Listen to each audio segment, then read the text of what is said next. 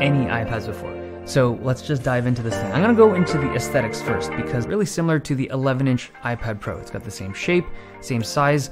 The bezels are a little thicker on the iPad Air, so it's got a 10.9-inch screen instead of an 11-inch screen, but it's got the same holes for the speakers on the sides and the same smart connection on the back. So if you have accessories that worked for the 2018 and 2020 iPad Pro, the 11-inch one, sure to me.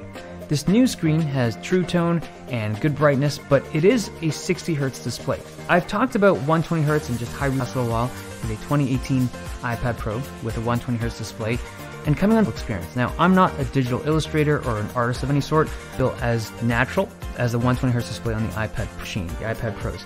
I would say that if you're someone who uses the pencil frequently, I would lean more towards the iPad Pro, even older models, just because of that faster input.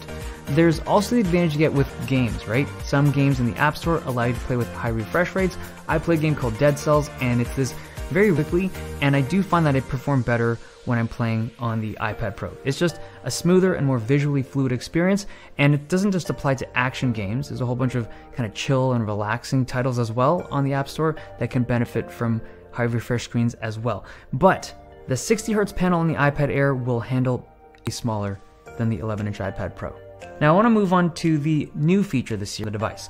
Now this implementation of Touch ID, normally with an encased iPad, the moment you open it, because of the magnet system, it automatically turns on. You don't have to filter. Like the A14 is a beast, but there is a bit of lag when you're trying to unlock the device.